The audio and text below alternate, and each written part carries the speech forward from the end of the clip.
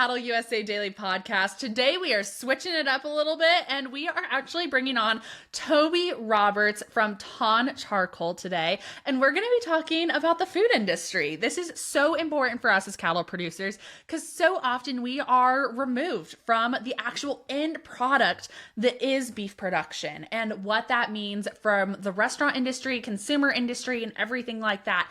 Toby and his team have built an amazing charcoal product that is so innovative and just really cool to talk about. And I'm not going to go into too much detail on what exactly it is because y'all are going to get that directly from Toby here in a couple minutes. But without further ado, let's go ahead and hop into this podcast with Toby and talk all things grilling, charcoal, the charcoal industry, the restaurant industry, and what that means for us as beef producers. Toby, welcome to the podcast. I would love it if you could just take it away and share more about you guys, your company, and I'll just let you take it away from there. And I'll just ask questions based off of that, and we'll just have a fun convo. Sounds good. Okay, perfect. If you are ready, then I'm ready, and we can just jump right in. Let's do it. All right, perfect. Toby, welcome to the podcast. I am so excited for today's conversation and just the little bit of a change up for us over here at the podcast and what we're talking about. And we're talking about the food industry today and specifically your guys' amazing business that you started out in Portland, Oregon. And I'm not going to talk too much about it. I would love it if you could just take it away, share a little bit about you, your guys' business, your story, all of the things. Awesome. Thank you, Lauren. It's good to be here. Thanks for having me. Yeah, I started Thaan Charcoal way back in 2014 as a part of a restaurant group. It was Pok Pok Restaurants, a group of Thai restaurants that was based in Portland, but we had locations in New York and LA and Las Vegas. And we used a lot of charcoal. And the charcoal at the time was either really terrible and messy, or it was really expensive, but environmentally, damaging, made from mangrove, which is really detrimental to riparian areas. And so I was on the hunt for a better charcoal for restaurants and worked with a really awesome second generation family in Thailand, in the Rayong region of Thailand, to manufacture a really high quality charcoal made from plantation byproduct, basically. So trimmings from rambutan plantation. And yeah, ever since then, I've been supporting the restaurant industry with really high quality, sustainable charcoal that makes for a better grilling experience for restaurants and home users as well. More consistent, better flavor in particular, and more sustainable. Can you dive into, go ahead with that. And then I want to hear more about the process of building your own charcoal and what that was like as a business owner and stuff too. But go ahead. Sorry, I didn't mean to interrupt you.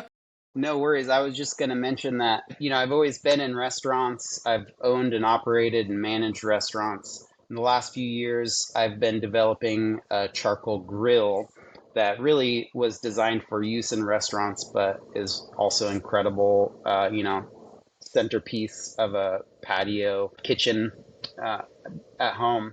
But the grill it's a fully insulated tabletop charcoal grill.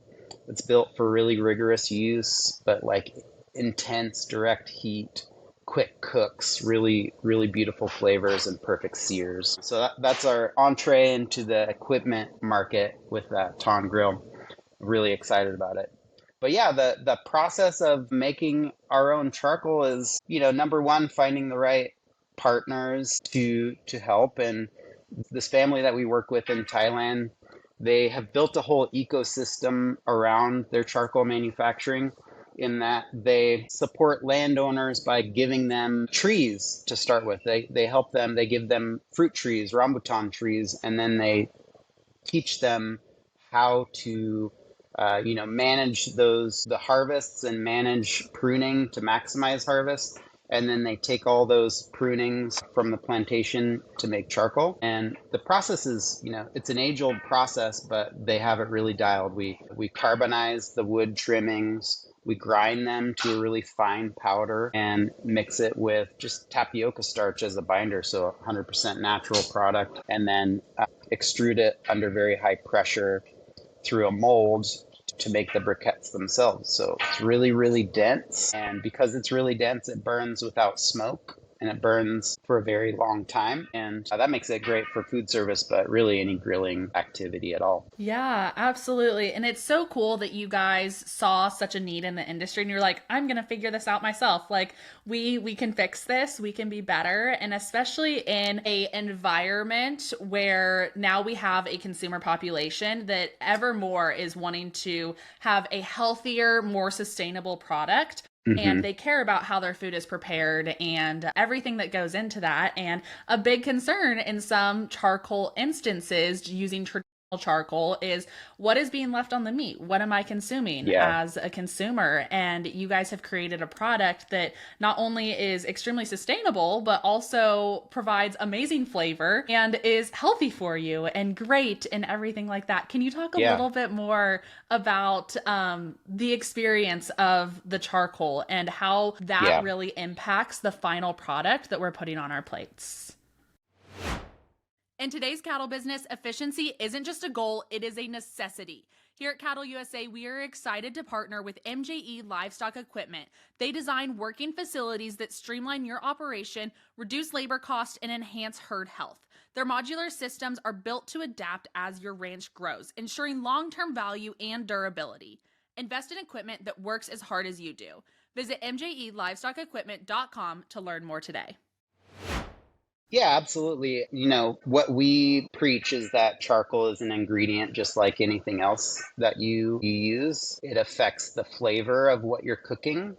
Different charcoals are good for different uses, different equipment, different dishes. In the last few years, we launched 100% oak charcoal from the high deserts of Chihuahua. It's really beautiful stuff that if you do want more of that smoky flavor, if you're barbecuing, if you're doing anything where you want that smoke flavor, it's a really good alternative to our extruded charcoal, which doesn't provide any smoke flavor. But in the end, it's a choice what you're using. It's not just a fuel, it's an ingredient. One of our favorite things to do is to grill the same thing, like a skewer or a steak, anything.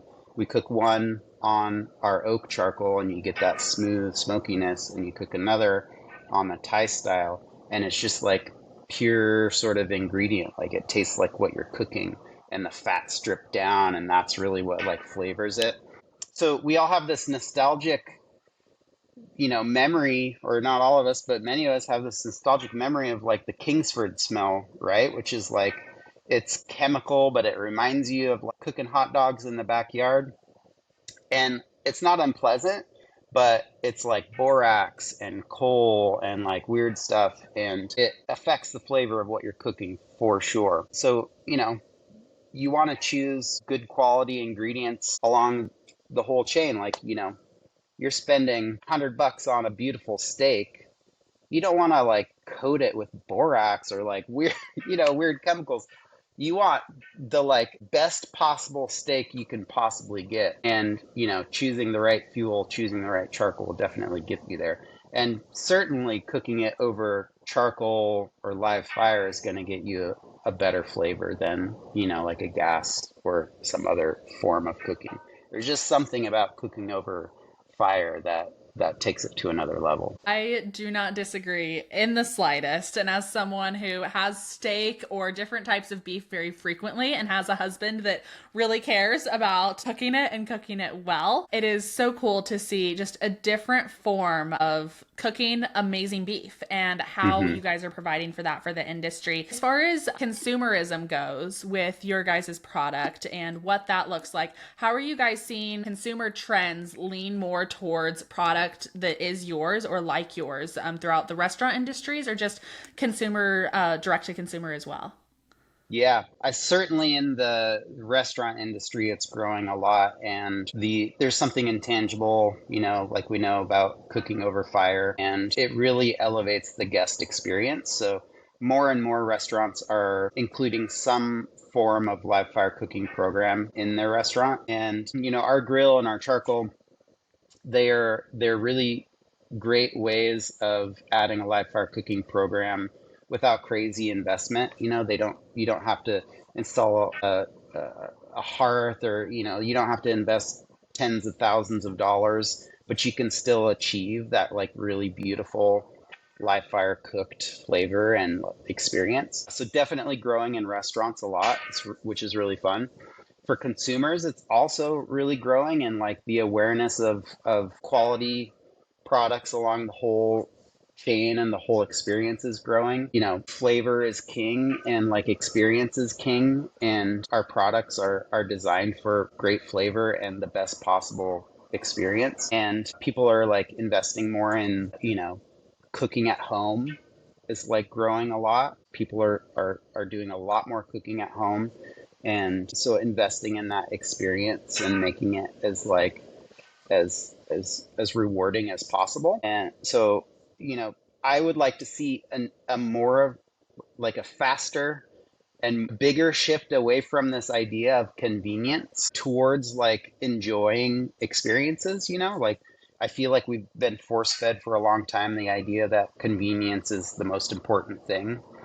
So the gas grills are really convenient, but like, why don't you just cook inside if it's not really going to be a live fire cooking experience? So I do see people committing to taking more time with some of these experiences, slowing down a little bit and letting the charcoal get going, and you know, enjoying company and building community around live fire cooking experiences. I think that's really fun to see. Absolutely. My friend group, and as a young adult couple, that's something that I've definitely seen a trend towards recently as well. We really Hmm. value what we're doing together, and being able to have an opportunity to get together with our friends and go grill outside and just enjoy each other's company and not rush a Hmm. evening get together on a Wednesday night. We're making it a whole thing, right? And so I Yeah. think that we are seeing consumer trends definitely lean more towards that, especially like you said, after living so long in a rush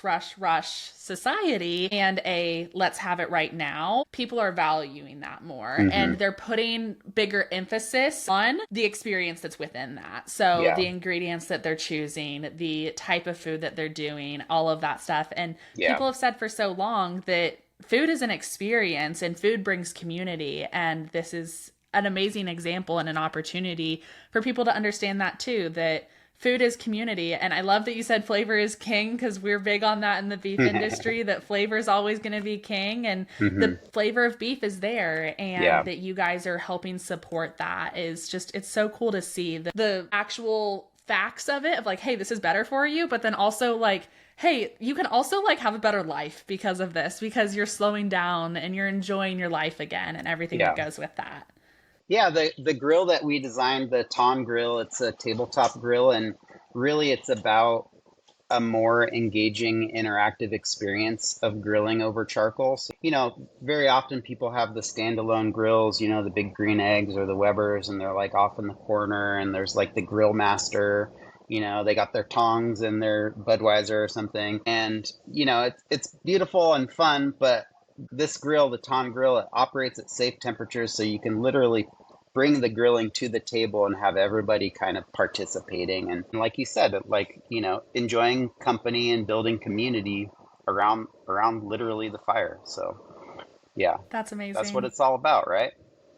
Yes, it absolutely is. I had so much fun learning more about your guys' company today and everything that it stands for and represents and everything that goes along with it. I was just talking to my husband actually last night. I was like, hey, I'm itching for a trip to Thailand in the next few, like in the next year or There you so. So go. this is like perfect timing for this conversation. He's gonna listen to this and I'm Absolutely. gonna be like, hey, it was a God moment. I'm just saying that we had a really great conversation about Thailand Absolutely. I and was all of there. your guys' Yeah, stuff. So absolutely. I was there in January. It's a beautiful place.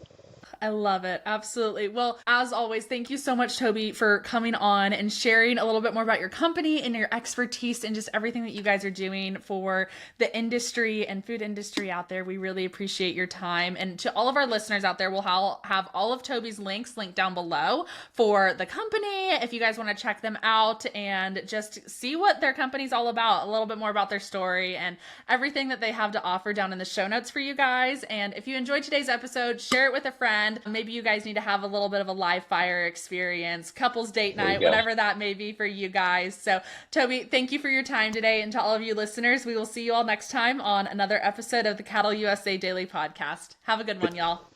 Thanks, Lauren.